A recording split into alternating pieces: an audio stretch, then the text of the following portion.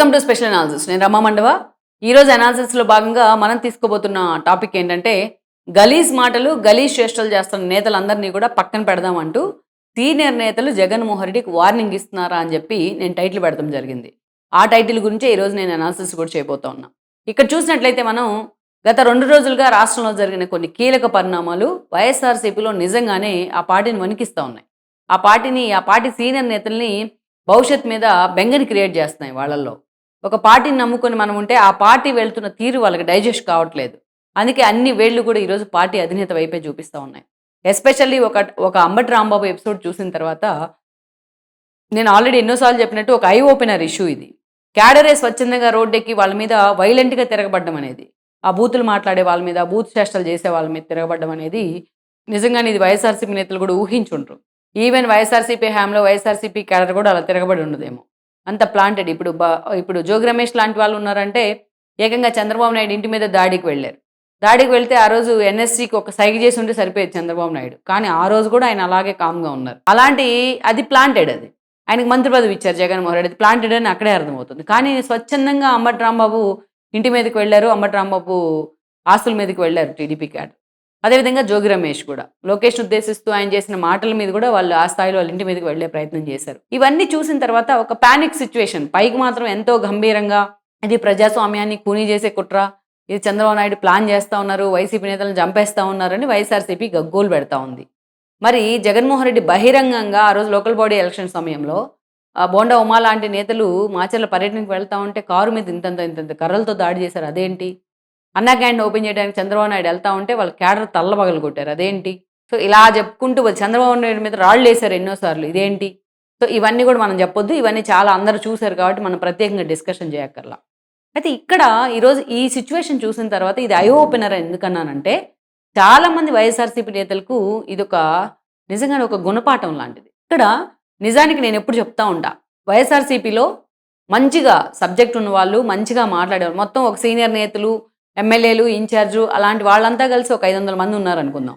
వాళ్ళలో ఒక 200, 150 మంది దాకా చాలా చక్కగా సబ్జెక్ట్ ఉన్నవాళ్ళు, చాలా చక్కగా సబ్జెక్ట్‌ని డెలివర్ చేసేవాళ్ళు, చాలా హుందాతనంతో పాలిటిక్స్ చేసేవాళ్ళు చాలామంది ఉన్నారు వైఎస్ఆర్సీపీలో. ఒక బుగ్గన ఉన్నారు, మంచి సబ్జెక్ట్‌తో మాట్లాడతారు, మంచి చెలోక్తులు వేస్తూ ఉంటారు అసెంబ్లీ వేదికగా. దివంగత నేత ఒక గౌతమ్ రెడ్డి ఉన్నారు, ఎప్పుడు కూడా ఒక పరుష పదజాలాన్ని ఆయన మాట్లాడుంటారు. అలాంటి నేతలు ఒక శ్రీకాంత్ రెడ్డి, ఒక కోరముట్ల శ్రీనివాస్ ఎంతోమంది ఉన్నారు వైఎస్ఆర్సీపీలో. వీళ్ళందరూ కూడా ఎప్పుడు కూడా అంత స్థాయిలో రోడ్డెక్కి ఆ బూతులు బజారు భాష మాట్లాడిన పరిస్థితి అయితే లేదు. ఎంతో హుందాత రాజకీయాలు చేస్తారు వాళ్ళు. ఇంకా చాలామంది ఉన్నారు. అయితే అలాంటి వాళ్ళందరూ ఒక ఎత్తు అయితే వైఎస్ఆర్సీపీలో ఆ పిడికడ మంది కూడా ఒక ఎత్తు. ఆ పిడికడ మంది కారణంగానే జగన్మోహన్ రెడ్డికి ఈ రోజున ఈ పరిస్థితి వచ్చింది. అందులో అతిశయోక్తే లేదు. ఆ పిడికడ మంది ఎవరు? ఒక కొడాలి నాని, ఒక రోజా, అదేవిధంగా చూస్తే ఒక ద్వారంపూడి, అదేవిధంగా చూస్తే ఎంతమంది ఉన్నారు? ఒక అవినాష్, దేవినేని అవినాష్. ఇలాంటి వాళ్ళు ఓ పిడికడ మందే ఉంటారు ఆ పార్టీలో. ఒక పేరుని నానిని కూడా వేసుకోవచ్చు ఈ లిస్ట్‌లోనే. గుడివాడ అమర్నాథ్ లాంటి వాళ్ళు పాపం మనం అతన్ని ఎగ్జామ్షన్ ఇవ్వచ్చు. అతను మరి ఈ స్థాయిలో బూతులు మాట్లాడిన సందర్భం లేదు. ఈ పిడికడ మంది మాట్లాడిన భాష, ఆ పిడికడ మంది వాడిన లాంగ్వేజ్, ఆ పిడికడ మంది నోరు జారిన తీరు ఎన్నోసార్లు వైఎస్ఆర్సీపీని ఎఫెక్ట్ చేస్తా వచ్చింది. ఎంత ఎఫెక్ట్ చేసింది అంటే ఈ ఇంపాక్ట్ అందరి మీద పడింది. పాపం మంచి వాళ్ళు చాలామంది ఉన్నారు. ఈరోజు వాళ్ళ భవిష్యత్తు మీద కూడా పడింది ఈ ఎఫెక్ట్. ఈరోజు మనం చూస్తే ఒక అనిల్ కుమార్ యాదవ్ కూడా, వీళ్ళంతా జగన్మోహన్ రెడ్డి స్కిన్ సేవ్ చేసేందుకు, జగన్మోహన్ రెడ్డిని కాపాడుకునేందుకు, జగన్మోహన్ రెడ్డిని ప్యాంపర్ చేసేందుకు, ఆయన దగ్గర పదవులు పొందేందుకు ఏ స్థాయిలో రెచ్చిపోయేవాళ్ళు వీళ్ళు. ఎదుటి ఉంది ఎంతటి వాళ్ళైనా సరే వీళ్ళు మాట్లాడే భాష, బూతులు, లేడీస్ అని చూడరు, చిన్నపిల్లలని చూడరు, పెద్దాళ్ళని చూడరు, ఆ స్థాయిలో అటు అసెంబ్లీ అని చూడరు, బహిరంగ సభ అనుకోరు, పెళ్ళిళ్ళని, పిల్లలని, లేడీస్ని, భువనేశ్వర్ని, చంద్రబాబు నాయుడిని, బ్రాహ్మణిని, లోకేష్ని వాళ్ళ క్యాడర్ అసోసియేషన్స్ చేయడం. అంటే రాజకీయాల్లో ఎంత అధమస్థాయి భాష ఉండకూడదో అంత అధమస్థాయి భాషను వాడేవాళ్ళు వైఎస్ఆర్సీపీ నేతలు. ఎప్పుడు కూడా అసెంబ్లీలో ఆఫ్ ద రికార్డ్ అంటే ఒక పరుష పదజాలం, లైక్ మనం ఏదైతే అబద్ధం అనే మాటను వాడినా కూడా అసెంబ్లీలో దాన్ని అబద్ధం అని వాడకూడదు. మనం సత్య దూరం అని మాట్లాడాలి అబద్ధాన్ని. ఒకవేళ మనం అబద్ధం అని మాట్లాడితే ఎవరైనా సరే ఎమ్మెల్యే, దాన్ని మీరు సత్య దూరం అని కరెక్ట్ చేసుకోవడానికి స్పీకర్ వాళ్ళకి సలహా ఇస్తారు. ఒకవేళ ఇంకా పరుషంగా ఏదైనా మనం మాట్లాడితే, ఎమ్మెల్యేలు ఎవరైనా మాట్లాడితే దాన్ని చట్టసభల నుంచి, రికార్డ్స్ నుంచి, అంటే అసెంబ్లీ రికార్డ్స్ నుంచి తొలగిస్తున్నామని చెప్తారు.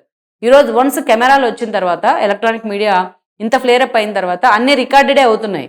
ఒకవేళ అసెంబ్లీ రికార్డుల నుంచి తొలగించిన మాట కూడా అప్పటికి కెమెరాల్లో వెళ్ళిపోయి లైవ్లోకి వస్తూ ఉంటుంది కాబట్టి అది ఆన్ రికార్డే అయిపోతా ఉంది, విచ్చలవిడి అయిపోతా ఉంది. దీనికి ఎక్కడ కూడా ఒక అడ్డుకట్ట వేసే ప్రయత్నం జరగట్లా చట్టసభల వైపు నుంచి. అంతేకాదు ఇక వైఎస్ఆర్సీపీ లాంటి ఒక పార్టీ అసెంబ్లీలో వచ్చిన తర్వాత, అంటే అధికారంలోకి వచ్చిన తర్వాత, అధికారంలోకి రాకముందు కూడా వాళ్ళ బిహేవియర్ 5 ఏళ్ల పాటు అంతే ఉండేది. అసెంబ్లీని నిజంగానే ఒక ర్యాగింగ్ చేస్తే ఎలా ఉంటుందో క్లాస్ రూమ్ అలాగా మార్చేశారు. ఒక చంద్రబాబు నాయుడు వస్తూ ఉంటే వెనక రన్నింగ్ కామెంటరీ. సేమ్ బీఆర్ఎస్ అధికారంలో ఉన్నా కూడా అంతే. రేవంత్ రెడ్డి లాంటి వాళ్ళు వస్తూ ఉంటే ఒక రన్నింగ్ కామెంటరీ. వాళ్ళని హ్యూమిలియేట్ చేయడం, వెనక బెంచ్లో కూర్చొని గొడవ చేయడం, వెనక సీట్లో కూర్చొని. అది చట్టాలు చేసే వ్యక్తులు, చట్టసభలు అంటే అంత శాంటిటీ ఉంటుంది, వాటికి ఎక్కడ కూడా శాంటిటీ లేకుండా చేశారు. ఇదంతా ఒక ఎత్తు అయితే, వాళ్ళు మాట్లాడిన బూతులు ఏవైతే ఉన్నాయో చాలా ఇప్పుడు రోజా ఫర్ ఎగ్జాంపుల్ బూతులు మాట్లాడింది పవన్ కళ్యాణ్ లోకేష్ను అనుకుందాం. ఆ బూతులు రోజా ఒక్కదానికే మాట్లాడినట్టు అవుతుందా? మొత్తం ఆ పార్టీ జగన్మోహన్ రెడ్డి ఆమెను ప్యాంపర్ చేసినట్టు అవుతుంది. ఆ ఎఫెక్ట్ రోజా మాట్లాడిన బూతుల ఎఫెక్ట్ జగన్మోహన్ రెడ్డి పార్టీ మీద మొత్తం మీద ఉంటుంది. అదేవిధంగా రోజా ఒక జబర్దస్త్ షోలో పాల్గొంది. ఆ జబర్దస్త్ షో అనేది అమ్మాయిలు షేమింగ్, బాడీ షేమింగ్ చేస్తూ ఉంటారు. ఆ షో ఒక ఫ్యామిలీతో కూర్చొని చూసే షో కాదు అది జబర్దస్త్ అనేది. అలాంటి జబర్దస్త్లో పాల్గొంటుంది రోజా అంటే ఆ ఎఫెక్ట్ పార్టీ మీద కదా పడుతుంది. ఒక అనిల్ కుమార్ యాదవ్ మాటకు ముందు అసలు పెద్ద కారణాలు లేకుండా ఎగురుకుంటా లోకేష్ మీదకి వెళ్తున్నారు, కౌన్సిల్లో కొడతానికి వెళ్తున్నారు, ఫిజికల్ అబ్యూస్ చేయడానికి వెళ్తున్నారు అంటే ఆ ఎఫెక్ట్ పార్టీ మొత్తానికి తగులుతుంది కదా. ఒక కొడాల నాని బూతులు మాట్లాడితే దాన్ని జగన్మోహన్ రెడ్డి ఎంకరేజ్ చేస్తే అది ఎవరికి తగులుతుంది? ఒక బూతుల మంత్రిని పెట్టుకుంది జగన్మోహన్ రెడ్డి, ఆయన ఎండార్స్ చేస్తుంది జగన్మోహన్ రెడ్డి, ఆయన మీదకే వెళ్తుంది కదా. ఆ పార్టీకి మొత్తానికి ఆ ఎఫెక్ట్ ఉంటుంది కదా. ఈవెన్ ఒక ద్వారంపూడి, ఈవెన్ ఒక వంశీ భువనేశ్వర్ని క్యారెక్టర్ అసాసినేషన్ చేసి లోకేష్ పుట్టుకుని తిడితే చంద్రబాబు నాయుడు కన్నీళ్ళు పెట్టుకున్నారు. ఆ ఎఫెక్ట్ అంతా ఎవరి మీద పడింది? ఎంత అసహ్యాన్ని వైసీపీ మీద కలుగు చేసింది వాళ్ళు మాట్లాడిన భాష, దిగజారుడు భాష. నిజంగా చెప్తున్నా, ఈరోజు వైఎస్ఆర్సీపీ 11 సీట్లకు పరిమితం అవడానికి ఫస్ట్ రీజన్ ఏమనుందంటే జగన్మోహన్ రెడ్డి చేసిన అరాచకాలు అవన్నీ తర్వాత సంగతి. జగన్మోహన్ రెడ్డి ముందు పెట్టి వాళ్ళతో మాట్లాడించిన ఈ 5-6 నేతలు, ఆ పిడికడ మంది నేతలు ఎవరైతే ఉన్నారో వాళ్ళు మాట్లాడిన గలీజ్ భాష, వాళ్ళు బిహేవ్ చేసిన గలీజ్ చేష్టలు, ఇవే వైఎస్ఆర్సీపీ పతనానికి కారణమయ్యాయి. సరే అయిపోయిన తర్వాత ఈరోజు పార్టీ 11 సీట్లకే పరిమితమైంది.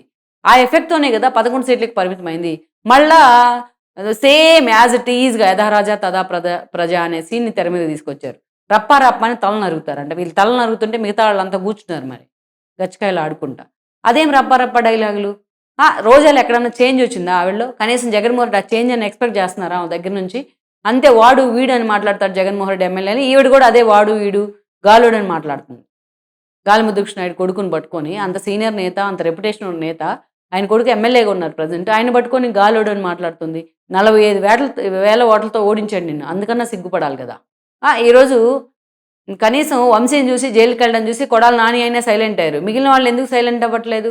అదే భాషను ఎందుకు మాట్లాడుతూ ఉన్నారు జగన్మోహన్ రెడ్డి వైపు నుంచి? రప్ప డైలాగులు ఏంది? వాటికి ఫ్లెక్సీలు పెడతాం ఏంది? వాడిని జగన్మోహన్ రెడ్డి ఎండార్స్ చేయడం ఏంటి? ఆయన బర్త్డే అయితే రక్తాభిషేకాలు చేయడం ఏంటి? శబరిమల వెళ్ళినా కూడా శబరిమలలో కూడా జగన్మోహన్ రెడ్డికి జైజేలు కొడతాం ఏంటి? అక్కడ కూడా ఫ్లెక్సీలు పెడతాం ఏంటి? జగన్మోహన్ రెడ్డి సిబిఐ కోర్టుకు వెళ్తే కేటీఆర్ లాంటి వాళ్ళు హెల్ప్ చేసి మరీ క్యాడర్ను పెట్టి ర్యాలీలు తీపిస్తారు ఆ సిబిఐ కోర్టుకు. పోలీసులు ఏం చేస్తున్నారు? తెలంగాణ పోలీస్ శాఖ ఏం చేస్తుంది? తెలంగాణ ప్రభుత్వం ఏం చేస్తూ ఉంది? ఇవన్నీ ఎలాంటి మెసేజ్ ఇస్తున్నాయి సమాజంలో ఒక యావగింపును, ఒక అసహ్యాన్ని కలగజేస్తూ ఉన్నాయి ఈ రోజున. అంటే జగన్మోహన్ రెడ్డి 11 సీట్లకు పడగొట్టినా, జనం ఆ మ్యాండేట్ ఇచ్చినా జగన్మోహన్ రెడ్డి కానీ ఆ పార్టీ నేతల్లో కానీ ఎలాంటి మార్పు లేదు, మార్పు రావాలని కూడా వాళ్ళు కోరుకోవట్లేదు అనేది జనానికి అర్థమవుతూ ఉంది. అందుకే ఈరోజు అంబటి రాంబాబు లాంటి వాళ్ళు అలా రెచ్చిపోయారు. అదే జగన్మోహన్ రెడ్డి మొన్న ఎలక్షన్లో 11 సీట్లు వచ్చిన తర్వాత ఇలాంటి వాళ్ళని కంట్రోల్ చేస్తుంటే ఈరోజు అంబటి రాంబాబుకి అంత సీన్ ఉండేది కాదు. ఆయన రెచ్చిపోయిన విధానం చూసి టీడీపీ క్యాడర్ కూడా ఆ స్థాయిలో వైలెంట్గా రియాక్ట్ అయి ఉండేది కాదు. ఈ రోజు ఈ పరిస్థితి కూడా వచ్చి ఉండేది కాదు రాష్ట్రంలో.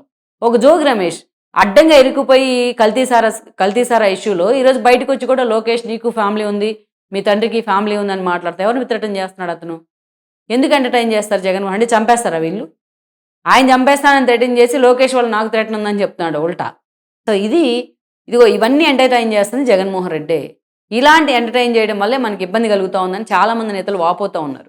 మొన్న పార్టీ ఓడిపోయిన తర్వాత కూడా ఒక గుడివాడ అమర్నాథ్, అదేవిధంగా ఒక అనిల్ కుమార్ యాదవ్, ఒక తోట త్రిమూర్తులు, ఇలాంటి వాళ్ళు చాలామంది బయటకు వచ్చి ఒక బొస్తా మేము మాట్లాడిన భాష, మేము వాడిన భాషే మమ్మల్ని ఈ స్థాయికి కొట్టేసింది, ఈ స్థాయికి మమ్మల్ని పరిమితం చేసిందని వాపోయారు.